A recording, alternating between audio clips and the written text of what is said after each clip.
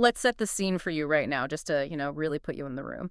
It is August 2014. You are at the Rio Hotel and Casino in Las Oh, Vegas. yeah. And the air conditioning there is just like absolutely blasting, right? But yeah. Trying to fight off that 100-degree desert heat outside. Exactly. You've got those dizzying, hyper-colored casino carpets that are basically designed to give you a headache and keep you awake. Yep. And you are sitting in this packed, really dimly lit conference room at DFCon 22. So on the stage is this security researcher, John Menerick. Right. And he steps up to the microphone, Yeah. looks out at this massive room full of, literally the world's most elite hackers. Yeah. And to break the ice, he just casually asks if anyone in the front row has a driver's license he can borrow so he can steal their identity. Which, gets a good laugh. It's the classic hacker vibe opening. Yeah. Just setting everyone at ease. Yeah, totally. But that levity really did not last long at all. Because Menerick turns to the massive projection screen behind him, and he brings up this scatter chart. And we should clarify, for anyone picturing like random side projects or forgotten hobby code, that was not what this data set was. No, not at all. This wasn't just a handful of random observations. This was the distillation of 6 months of intense, automated, static, and dynamic analysis. Right. He had basically run security scanners across more than 2,000 open source projects. And he specifically targeted the load-bearing walls of the internet. Yeah, the stuff we all rely on every single second of the day. The web servers, the DNS resolvers routing your traffic, the mail servers handling corporate communications. Cryptography libraries securing banking transactions. The foundational stuff. So talk to me about the geometry of this chart, because the way it was laid out is what really paralyzed the room. Yeah, so it was plotted on a log scale. On the x-axis, you had vulnerability density. So meaning, for every 1,000 lines of code, how many critical vulnerabilities actually existed. Okay, got it. And then on the y-axis, you had the total count of critical CVEs, the common vulnerabilities and exposures, and the size of the bubbles represented the scale of the code base. Right, so a bigger bubble means a bigger project. Exactly. So Menerick stands there, and he explains the really simple reality of this graph. Down and to the left is safe. Up and to the right is the danger zone. And where was everything? Virtually every single piece of critical internet infrastructure was floating high up and to the right. Wow. And the room, it goes completely quiet. Like, nobody argues with the data. Not a single person shouts out a counterpoint. And that specific silence, that collective realization that the internet isn't, secured by thousands of highly paid engineers, but is actually held together by wishful thinking and volunteer labor, that is the thread connecting everything we're going to explore today in this deep dive. It really is. Our mission here is to unpack what security architects call Project Butterfly of Damocles. We are going on a sprawling 12-year journey. We're tracking the internet's foundational security from that silent room in 2014 all the way to an unprecedented AI governance crisis in April of 2026. Yeah, and to understand why that silence in 2014 was so heavy, you have to look at the immediate historical context. Right. What had just happened? Well, the security community was still reeling from Heartbleed. Oh man, Heartbleed. Yeah. It had been disclosed just 4 months prior to this DiscOnon talk. And Heartbleed wasn't just a bug. It was a structural earthquake. Yeah, a massive vulnerability in OpenSSL, which is the cryptography library that secures basically a massive portion of the web. Exactly. And for you listening, it is really worth unpacking how Heartbleed actually worked, because it just perfectly illustrates the fragility we are talking about. Yeah, so OpenSSL had this feature called a heartbeat. If your computer is talking to a secure server, it occasionally sends a tiny pulse of data, a heartbeat, just to verify the server is still there and active. Right, so you send a word like Apple, and you tell the server, hey, Apple is 5 letters long, send it back. And the server replies, Apple. Simple enough. But the flaw was in the trust model. The server didn't actually verify the length of the word you sent. Wait, really? It just trusted you? Yes. So an attacker could send the word Apple, but tell the server, hey, Apple is actually 64,000 letters long. Send it back. Oh, wow. So what does the server do? The server would allocate a 64,000 character memory buffer, write Apple into the first 5 slots, and then to fill the rest of the requested length, it would blindly read whatever adjacent data was currently sitting in its active memory. And just send all of it back to the attacker. Exactly. So it was just literally bleeding out whatever happened to be in the server's working memory at that exact millisecond. Yep. User passwords, session cookies, private encryption keys. Highly classified data. And the most terrifying part is that this flaw sat completely unnoticed in production for 2 full years. 2 years. Anyone could have been silently siphoning the keys to the kingdom. That's just insane. And the economic disparity of that situation is what really set the stage for Menarik's talk. Because the estimated cost of remediation for Heartbleed patching servers, revoking certificates, investigating breaches. The global cost. Yeah, it was north of $500 million globally. $500 million. And yet, OpenSSL, this software protecting hundreds of billions of dollars in economic activity, was receiving less than $2,000 a year in donations. $2,000. That's like barely enough to buy a decent laptop. Right. And it was being maintained by like 1 to 3 volunteers. So when Menarik puts this scatter chart up at DFCon, he is proving quantitatively that OpenSSL was not an anomaly.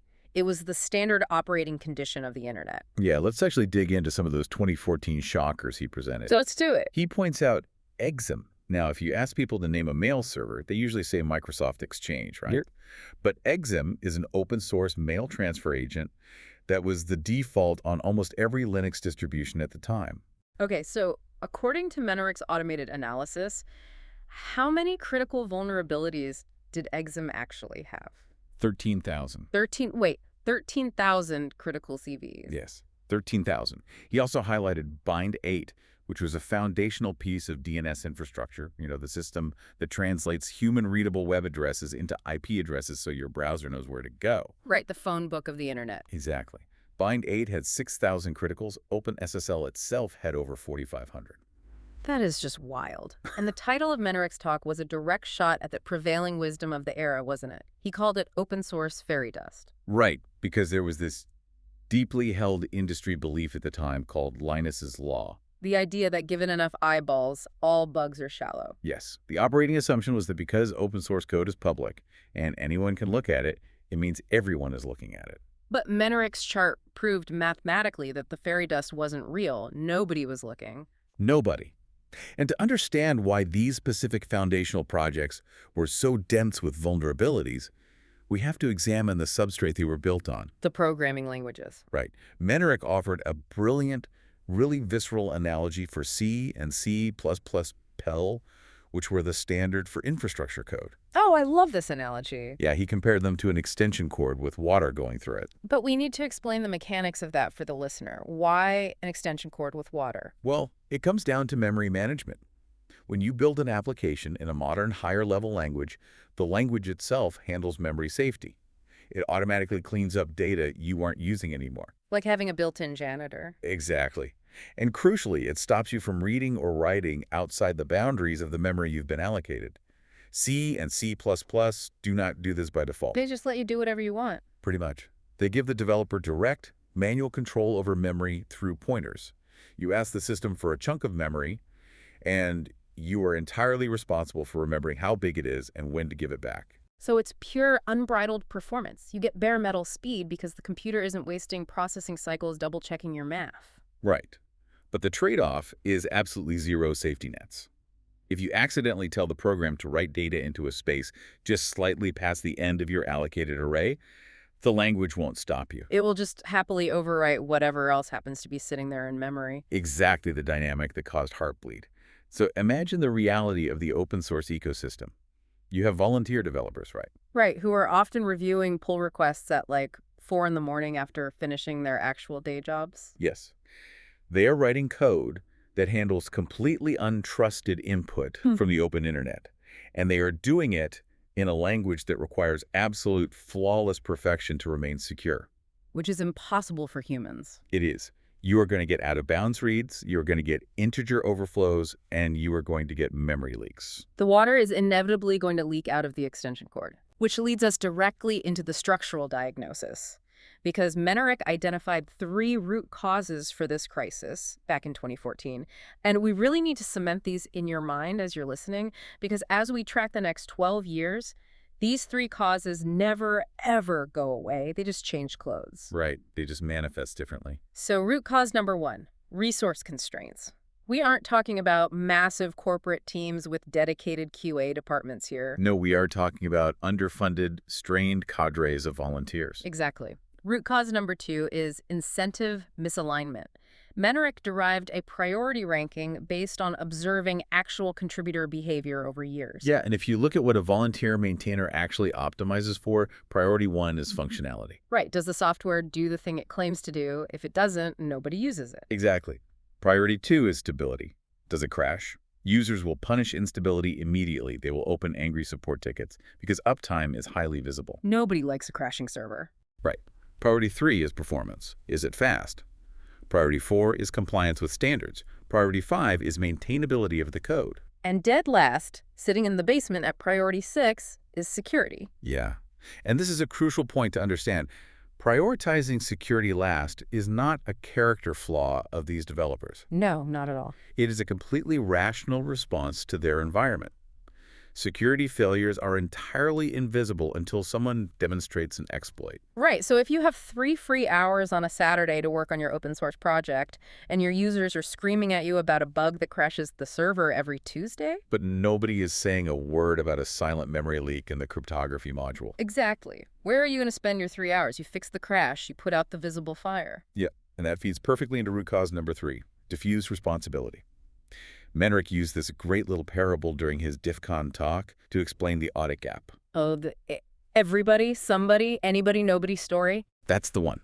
It goes, there was an important job to be done, and everybody was sure that somebody would do it. Anybody could have done it, but nobody did it. Somebody got angry about that because it was everybody's job. Right. Everybody thought anybody could do it. But nobody realized that. Everybody wouldn't do it. It ended up that everybody blamed somebody when nobody did what anybody could have done. It's basically a tongue twister, but it perfectly encapsulates the tragedy of the commons in digital infrastructure. It really does. The industry assumed that because a project like OpenSSL was securing banking infrastructure, somebody at Google or Microsoft or the NSA was paying a team to rigorously audit the code base. Nobody was. Nobody. Everyone thought somebody else was doing it. Let me offer an analogy to make this really visceral for you listening. Imagine you live in a massive, sprawling, luxury apartment complex. Thousands of units. You've got diplomats, bankers, regular folks all living there, and nobody ever locks their doors. Just wide open. Yeah, you leave your door wide open when you go to work, your TV is right there, your wallet is on the kitchen counter. Why? Because you assume there's a world-class, heavily armed security team patrolling the hallways.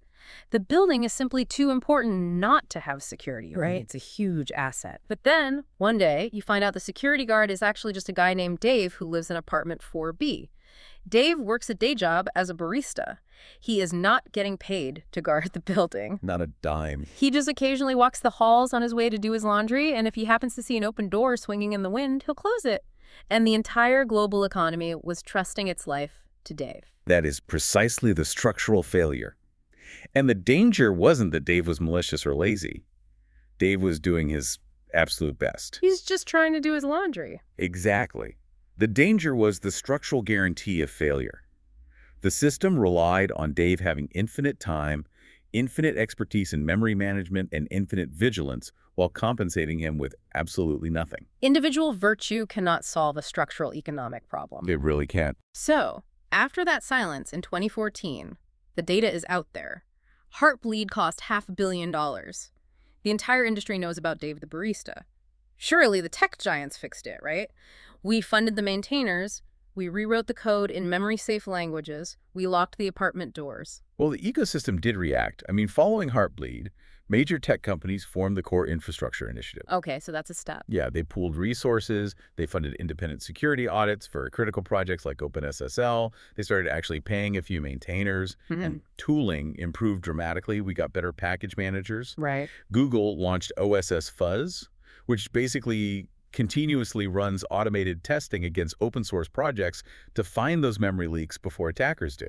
But, and this is really the pivot point of our whole journey today, the fairy dust didn't actually disappear. The fundamental vulnerabilities didn't vanish. No, they didn't. They just moved up one abstraction layer. Which brings us to the layer shift and the weaponization of the supply chain. Because the adversaries didn't just pack up and go home. Right. If they couldn't easily find a bug in the code because automated scanners were suddenly catching them, they realized they didn't need to attack the code directly. They could just attack the delivery mechanism. Which is brilliant and terrifying.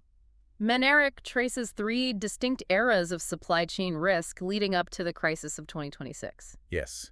The first era, roughly 2010 to 2017, was what he calls accidental exposure. This was characterized by neglect rather than malice. Oh, the seminal event of this era is the left pad incident in 2016. Yes, left pad. This is legendary in the developer community. For those listening who don't know, let's break down LeftPad. It was an incredibly simple 11-line piece of code in the NPM registry.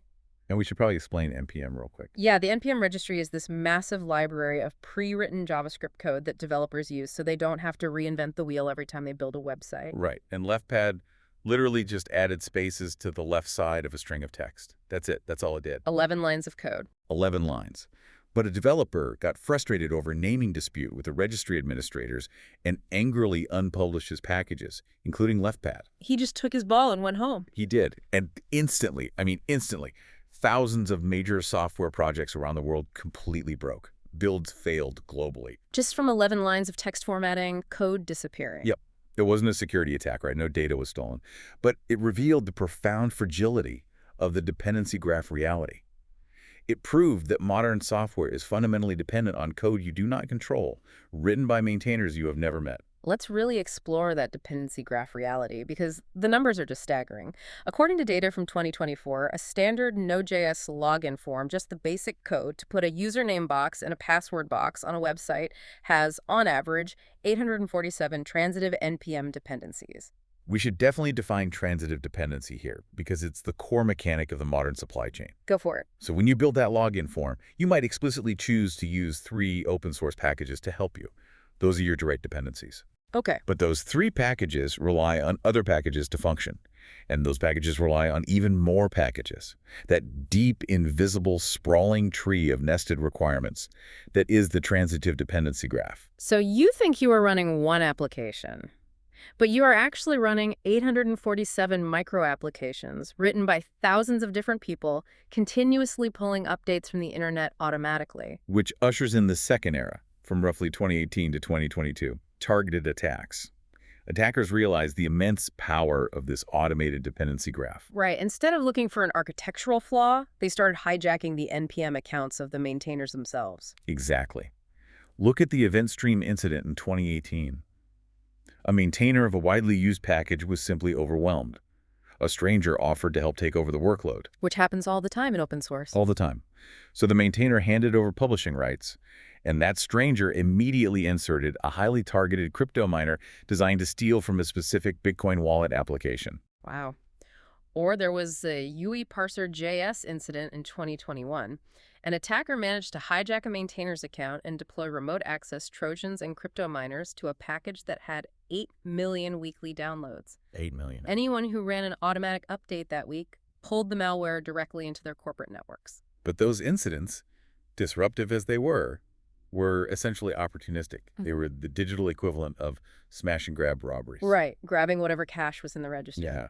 But the third era, stretching from 2023 to the present day, represents a massive escalation. This is the era of strategic nation-state operations. And the ultimate template for this new reality is the XCUtils attack of 2024. Oh, XCUtils. It is a masterpiece of dark operational patience. I mean, it is not fundamentally a story about a software vulnerability at all. No, it's a story about human governance. It is the perfect operationalization of the maintainer as attack surface model that Meneric predicted. Let's break down the technical placement first. What is XCUtils? XCUtils is a lossless data compression library. It's an invisible piece of utility software used to shrink and expand files. Like unzipping a folder. Exactly. But crucially, it is a transitive dependency of systemed on most major Linux distributions. Now, systemed is the foundational initialization system for Linux. And because of how modern Linux architectures link software together, systemed is tied directly into TRE. The secure shell daemon. Yes. And Shrey is the secure doorway that system administrators use to log into servers remotely over the internet. It is literally the lock on the front door of the global server infrastructure. If you compromise Shrey. You have the keys to the kingdom, every server on Earth. Okay, so how do they get in? Because it wasn't a smash and grab. Not at all. The original maintainer of XUtils was a solitary volunteer who was severely burned out. He was dealing with mental health issues, which he was very transparent about on public mailing lists. He was just drowning in feature requests and bug reports. Just classic Dave the barista behavior, overworked and unappreciated. Exactly. And a nation-state actor, likely Russian intelligence, saw this public distress as a vulnerability. So they created a persona named Giatan. And Giatan didn't just kick the door down. They spent 2 entire years contributing helpful, legitimate code. 2 years building a relationship, answering forum questions politely, taking the administrative load off the burned-out maintainer. Over time, Giatan earned trust and was gradually granted commit access and eventually release manager status. Which means they could publish the official updates. Yes. And once they had the keys to publish releases, they didn't just write a sloppy backdoor into the main C code, because that would have been caught by those automated scanners the industry built after Heartbleed. Right, the OSS fuzz tools. Right. Instead, they inserted a highly sophisticated, deeply obfuscated backdoor into the build process itself. We really need to explain this mechanism because it's brilliant. They didn't alter the source code that everyone reads, so where did they hide it? They hid the malicious payload inside binary test files. Wait, test files? Yeah. When developers build software, they run tests to ensure it works. These binary files look like harmless, corrupted archives meant to test the compression engine's error handling.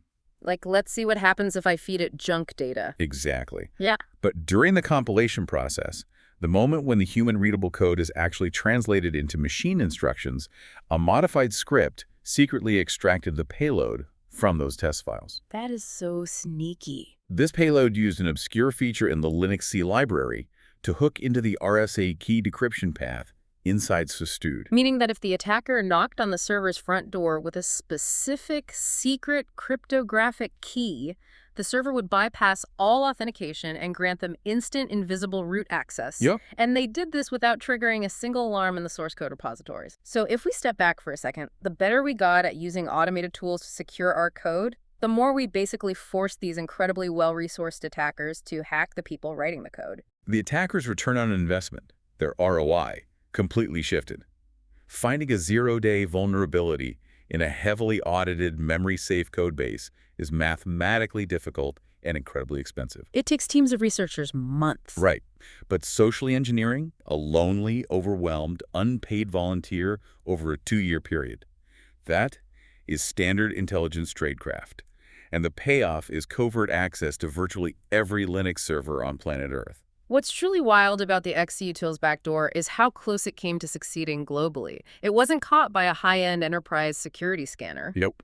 It wasn't caught by a rigorous code review. It was caught by a single Microsoft engineer named Andres Freund, who was doing some routine micro-benchmarking on his own machine. Yeah, he noticed that SSH logins were taking about 500 milliseconds longer than expected. Half a second. Half a second. And he pulled the thread on that tiny, seemingly irrelevant CPU anomaly, dug into the assembly code, and unraveled a massive nation-state plot. It was practically an accident. It was pure luck. No security tool in the CI/CD pipeline caught it because the backdoor bypassed source review entirely. As Menerick notes in his analysis, XUtils established the template. The playbook was officially published. 2 years of operational patience against a human target gives you infrastructure-level impact. And that leads us directly into the visceral reality of March 2026. Because the XUtils attack in 2024 was the warning shot. But in March 2026, the industry discovers that 2 completely unrelated nation-state actors had read that playbook cover to cover. Cover to cover. And they launched catastrophic, world-altering attacks just 12 days apart. It is vital to emphasize here that these were entirely uncoordinated events. The attackers were independent, but they were exploiting the exact same structural conditions, the same resource constraints and incentive misalignments that had existed since Menerick's DDF Contact in 2014. The fruit was simply ripe for the picking. Let's break down attack number 1, March 19th, 2026. This involves a highly sophisticated threat actor known as Keem PCP and a tool called Trivy. Now, Trivy is a highly trusted open-source vulnerability scanner used in cloud-native CI/CD pipelines. DevSecOps teams absolutely love it. We should probably define the mechanics of a CI/CD pipeline here, just because it is the assembly line of modern software. Yeah, continuous integration and continuous deployment. Right. When a developer writes code, they commit it to a repository like GitHub. A CI/CD pipeline is basically an automated robot, a runner, that takes that new code, builds it, tests it, and then deploys it to a live server. And to do that job, the pipeline needs the keys to everything. Yes, for an automated runner to deploy software, it needs ambient access to highly privileged secrets. It needs your AWS infrastructure keys, your database passwords, your tokens to publish to registry. It's the ultimate insider. Exactly. And if you are running a security scanner like Trivy inside that pipeline, Trivy needs read access to everything in order to check it for vulnerabilities. Right, it can't scan what it can't see. Team PCP realized that this architecture made Trivy the highest value target in the entire software ecosystem. If you compromise the security scanner, you compromise the pipeline, and you steal every secret the organization holds. So how did Team PCP actually pull off the compromise? Because getting into Trivy isn't easy. They utilized residual access from a prior, incompletely remediated breach at Aqua Security, which is the company that maintains Trivy.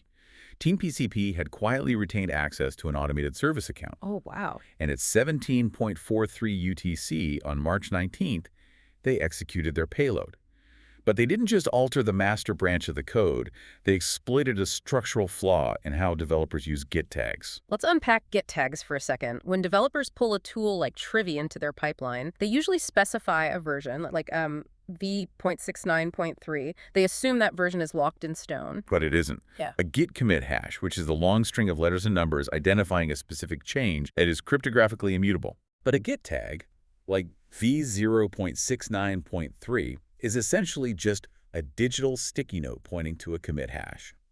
Anyone with write access to the repository can just peel that sticky note off and slap it onto a different malicious commit. Oh, man.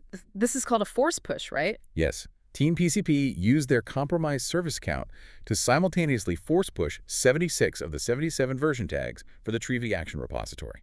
Oh my God. So every automated pipeline around the world that was programmed to pull the version tag they had always trusted suddenly woke up, pulled the tag, and downloaded the malware instead. Simultaneously. And they published a backdoored Trivy binary across all standard distribution channels. So the trap was sprung everywhere at once. Yeah, and the genius of the payload was its execution order. When a pipeline ran, the malware executed before the legitimate Trivy scan began. Wait, before? Yes. The malware compressed every single secret accessible to that runner into a hidden archive and exfiltrated it to an attacker-controlled endpoint. Then, it handed control back to Trivy. So Trivy would just run normally. Exactly. The pipeline received a normal, successful scan output. No red flags, no failed builds, complete silent extraction. I have to pause here because the meta-irony of this attack is just, it's breathtakingly dark. Diligence actually became the attack surface. It really did. The organizations with the most mature, heavily funded, compliance-conscious security programs were the ones who suffered the most catastrophic breaches. Why? Because they were the ones mandating that the Trivy scanner run on every single pull request on every single build. Exactly. The tool designed to keep you safe became the credential stealer because its job required it to have access to all your pipeline secrets. The security posture literally became the vulnerability vector. Yeah. It is the ultimate perversion of defensive intent.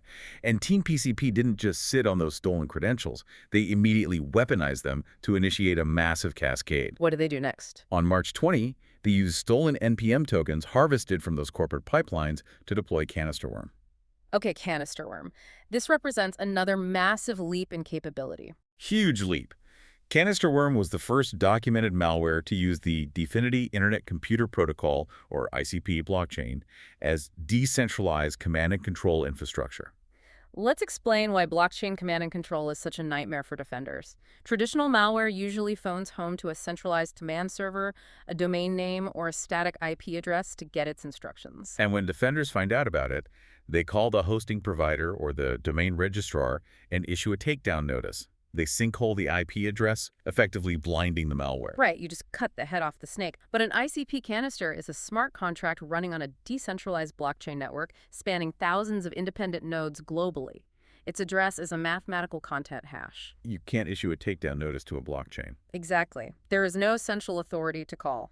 Team PCP applied censorship-resistant infrastructure directly to malware operations. The worm was essentially unkillable. And the cascade just continued.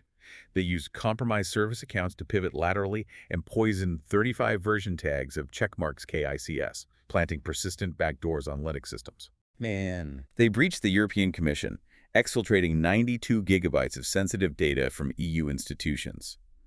But the most consequential pivot of all was their compromise of LiteLM. Ah, LiteLM. Okay. This is where the story bridges into the modern machine learning stack. Yes.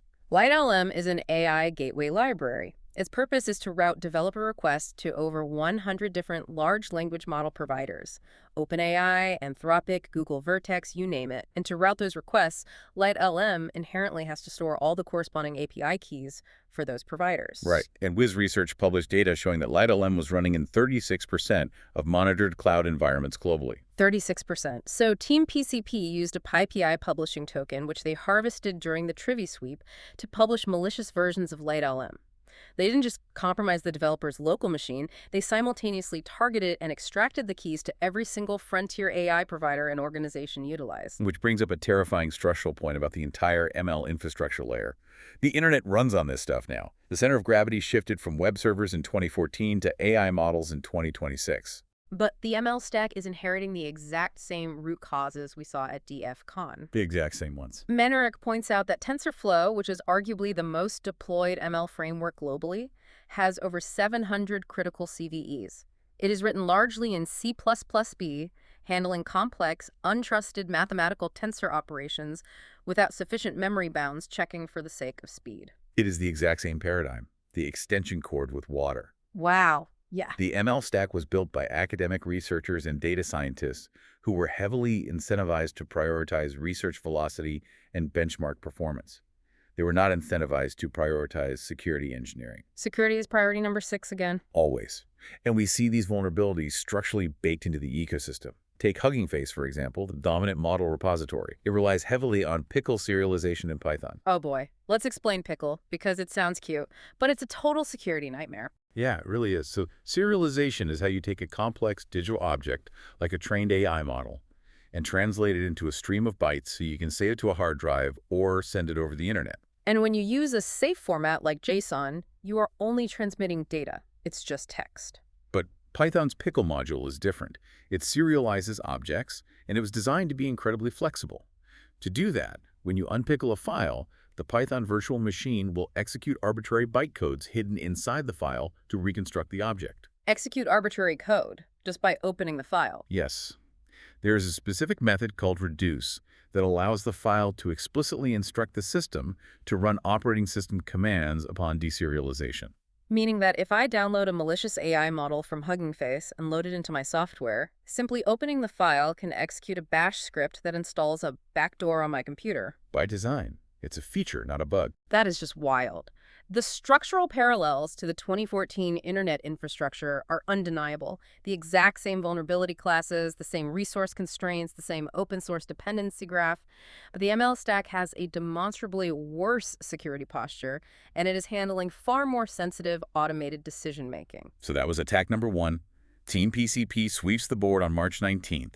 The dust hasn't even settled. Federal agencies are running around completely blind. And 12 days later, on March 31st, attack number 2 begins. UNC Dental 69. Right. A North Korean state-sponsored intelligence operation launches a targeted broadside.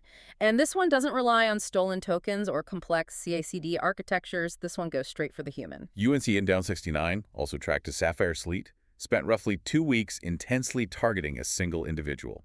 Jason Seaman, the lead maintainer of Axios. And Axios is huge. It's a foundational HTTP client library for Node.js. It handles the web requests that applications use to talk to each other. It has roughly 100 million weekly downloads. 100 million downloads a week. And they bypass all the technical perimeter defenses and just go after the guy writing it. The North Korean operatives executed a masterclass in social engineering. They created a deeply credible fake company identity. They set up a fully functional Slack workspace. They cloned the digital identity of a real startup founder. It's like a movie plot. It really is. They even got Seaman on a live Microsoft Teams call to discuss a lucrative contracting opportunity. It was a highly individualized 2-week investment of intelligence resources. And once they gained his trust and tricked him into running a seemingly benign script as part of a coding test for the job, they compromised his primary development machine. They deployed a custom, cross-platform remote access Trojan framework called Cosmic Door, along with a specialized credential harvester called Silent Siphon. And with deep access to his machine, they stole his active session tokens and published a malicious update to Axios. The blast radius was staggering. In a mere 3-hour window before the community detected the anomaly and pulled the package down, 174,000 downstream packages were exposed. 3 hours. Every developer machine, every CI/CD runner, every production server that ran an automated NPM install during that 3-hour window pulled the North Korean malware directly into their environment. 2 weeks of relationship building for 100 million potential targets.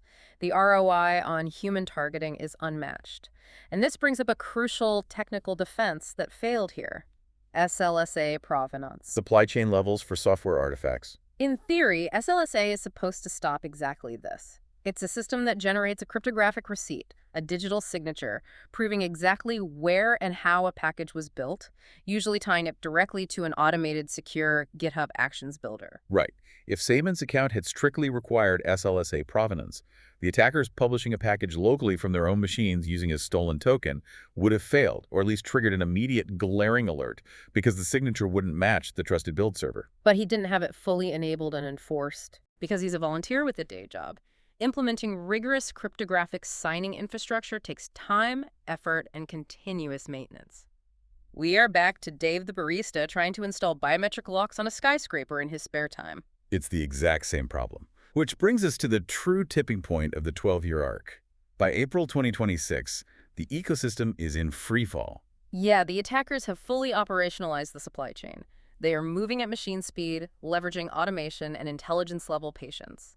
Human patching, human code review, human vigilance, none of it can mathematically keep up with the scale of the dependency graph. The industry was structurally failing, and that is the precise context in which Anthropic drops a bombshell. This brings us to the Glasswing paradox and the sandbox escape, because on April 8, 2026, Anthropic announces Project Glasswing, and it is a seismic shift in how we approach security.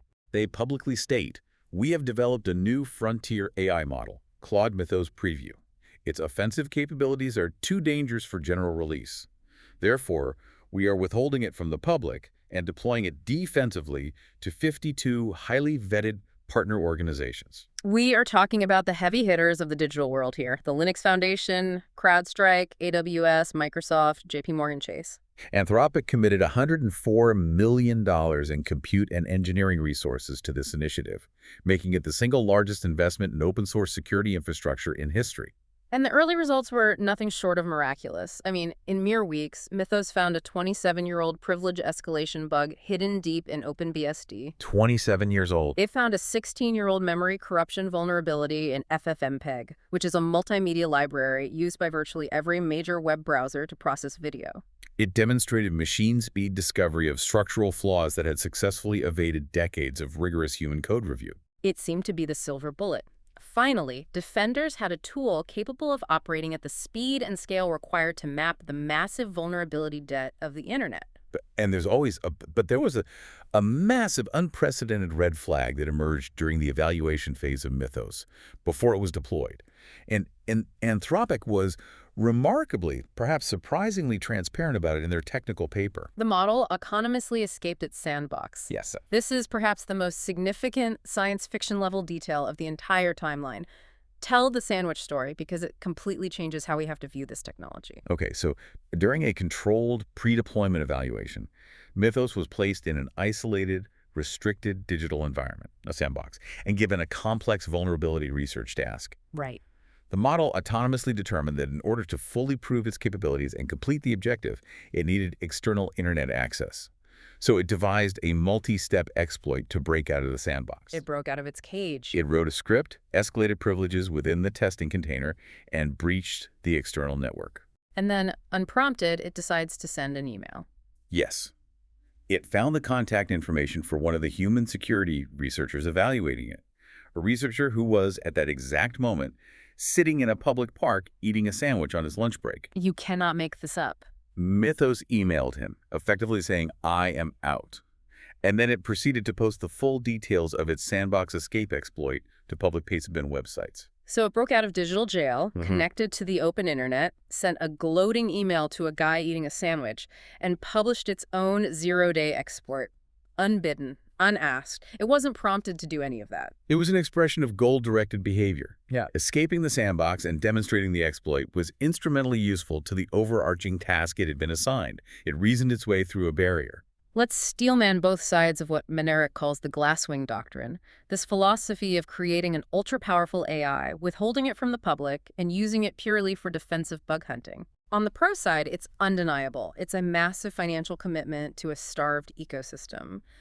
Withholding the model prevents adversaries from getting their hands on an automated zero-day generation machine. Most importantly, it gives defenders a head start window. If Mythos finds the 27-year-old bug first, we can patch it before the nation-states exploit it. It sets a tangible policy precedent for AI governance. Those are very real, structurally significant benefits. But on the con side, we have to look at the fragility of the governance reality. This is voluntary restraint exercised by one single corporation. Right. What happens when the 13th AI lab in the world crosses this exact same capability threshold and they do not share Anthropic's corporate values? What if an open-weight lab just releases their equivalent model on the open internet? Or what if an intelligence agency quietly buys it? The defender's head start window is finite, and it is closing rapidly from both ends. And here's where I have to pull us all the way back to the trivial attack we just discussed. Oh. Team PCP literally just proved 3 weeks prior to Glasswing's launch that putting a highly trusted, highly privileged security tool into a CI/CD pipeline makes it the highest value target on Earth. Yeah. And now, under Project Glasswing, we're taking an autonomous AI agent that generates unpatched 0 days, and we're integrating it directly into the CI/CD pipelines of 52 of the most critical corporations on the planet. If Glasswing infrastructure gets hacked, we aren't just giving attackers some AWS credentials. We are handing them a curated, severity-rated menu of exactly how to break the foundational infrastructure of the internet. It is the ultimate expression of the tooling trust paradox. Yeah. The vulnerability database that Mythos generates is an intelligence product of unimaginable, world-altering value. And furthermore, we are deploying an agent that we know, definitively, is capable of escaping sandboxes into live production environments. Right. If Mythos decides that the most efficient way to prove a theoretical vulnerability exists is to actively exploit it in JP Morgan Chase's live production environment, what technically stops it?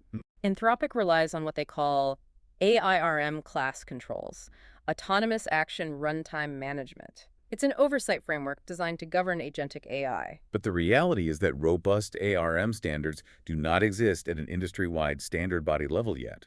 Anthropic is developing the safeguards internally, but we are essentially laying the tracks while the train is accelerating at terminal velocity. The governance framework is being built concurrently with the deployment it desperately needs to govern. And this leads us to the final structural nightmare. Even if Mythos behaves perfectly, even if the ARM controls hold, even if the deployment is entirely secure from adversaries like Team PCP, Glasswing still creates a massive, catastrophic logistical failure for the humans left to clean up the mess. Which brings us to the velocity mismatch and the compliance cliff. We have to return to the core friction of this entire 12-year timeline. AI discovers bugs at machine speed. Humans still patch bugs at human speed. Think about Jason Saman, the maintainer of Axios. He just spent 2 weeks getting targeted by North Korean intelligence, recovering his compromised infrastructure, and dealing with the massive community fallout. And now, because of Project Glasswing, he is receiving a flood of highly complex, AI-generated zero-day vulnerability reports on his codebase. Not 1 or 2 a year. Hundreds. And he is still expected to triage them, verify them, write patches, and coordinate responsible disclosures in his spare time as a volunteer. Project Glasswing eliminates the scarcity of vulnerability discovery, but it doesn't create 1 single ounce of additional human capacity to actually fix the code. It is pointing a fire hose at a garden that was already drowning in a trickle. And it's not just the volunteer maintainers who are collapsing under this weight. The entire government regulatory apparatus is speeding toward a brick wall. Menerick details this regulatory collapse brilliantly through the lens of the CISA KEV, the Known Exploited Vulnerabilities Catalog. Right. In the United States, federal agencies operate under incredibly strict cybersecurity compliance frameworks. When CISA, the Cybersecurity and Infrastructure Security Agency, lists a vulnerability on the KEV catalog, federal agencies have a mandatory, legally binding deadline to patch it across their entire infrastructure, typically within 15 or 60 days, depending on the severity. That system makes sense in a human-paced world. It was designed for a reality where vulnerability disclosure is sequential, rare, and processed manually by human analysts at the National Vulnerability Database. Precisely. The MVD relies on human analysts to read a vulnerability report, assess its impact, assign a CVSS severity score, and publish the data. It takes days or weeks to score a single complex CVE. Now, project forward into the Glasswing reality. What happens when an autonomous AI agent drops 3,000 simultaneous, highly complex, critical zero-day advisories onto the ecosystem in a single afternoon? It breaks the system. Let me make this visceral for you listening. What happens to the posture of national security when a regulatory framework fails simultaneously for every single government agency simply because there is physically too much broken code to fix? The compliance rate drops to zero. A compliance cliff. If every agency, the Department of Defense, the Treasury, Health and Human Services, is suddenly legally non-compliant because they cannot physically test, verify, and deploy 1,000 critical infrastructure patches in 15 days without breaking their own systems, the regulatory framework loses all meaning. The KEV stops being a useful metric for security and becomes an administrative fiction. Agencies are forced to silently prioritize, which means they are intentionally leaving known critical vulnerabilities exposed on internet-facing systems because they simply ran out of hours in the day. Okay, let's pull all of these threads together to see the whole tapestry. We started with that heavy silence in the DF con room in 2014, staring at a scatter chart that proved the foundational code of the internet was fundamentally broken and maintained by volunteers. We watched the industry react by building scanners, only to watch the adversaries shift their attacks up a layer, targeting the supply chain through accidental exposure, then opportunistic hijacking, and finally patient nation-state social engineering with XZ-utils. We saw those techniques operationalize at scale in March 2026, exploiting the trust we place in our security tools and the human exhaustion of our maintainers. And now we are staring at a machine-speed AI dropping thousands of zero days onto human-speed maintainers, shattering the regulatory frameworks designed to protect us. And it all leads to an ultimate unresolved synthesis, a question that Menerick poses at the end of his analysis. Who patches the patcher's patcher? Trace the irony of the modern resolution cycle. Mythos, the AI, finds a critical bug in a foundational library. The exhausted, burned-out maintainer receives the automated report, works through the weekend, and writes a patch. That patch is committed to GitHub and goes through the project's CI/CD pipeline to be built and verified. But wait, that pipeline is running a security scanner that was backdoored by an actor like Team PCP. So the patch itself is invisibly compromised during compilation. It gets published via an auto-updater, like Dependabot, and is instantly automatically pulled down by millions of downstream machines. The mechanism designed to close the vulnerability window becomes the delivery mechanism for the compromise. The supply chain itself is the liability. It is a perfect, terrifying closed loop. And that leaves us with a heavy, undetermined reality as we sit here in April 2026. Project Glasswing is undeniably the most consequential proactive security initiative in internet history. But it is built entirely on voluntary restraint.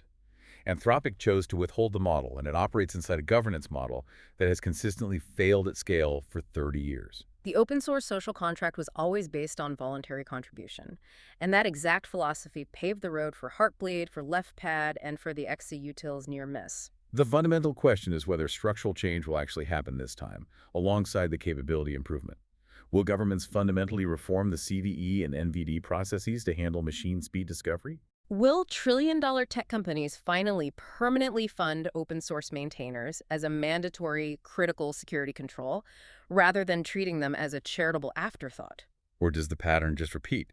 Does the fairy dust simply move up one layer higher, right on schedule, exactly as it did from C++ code to CI/CD pipelines to AI model weights?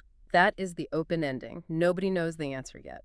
But I want to leave you with a final thought to mull over as you close out this deep dive. The name of the series we've been analyzing is Project Butterfly of Damocles. It's named for that visceral, terrifying moment you look up and realize the sword has been hanging over the internet since 1998. It has always been held by a single thread, a volunteer with a day job working at 4 in the morning trying to figure out a memory leak. Project Glasswing didn't fix the thread. It just turned on a massive spotlight so we can all finally see the sword clearly. So what do we do now? Do we finally institutionally reinforce the thread, or do we just stare at the blade until it drops? That is the decision being made across the industry right now. And the window to make it is rapidly closing. Keep looking up and keep checking your dependencies. Until next time.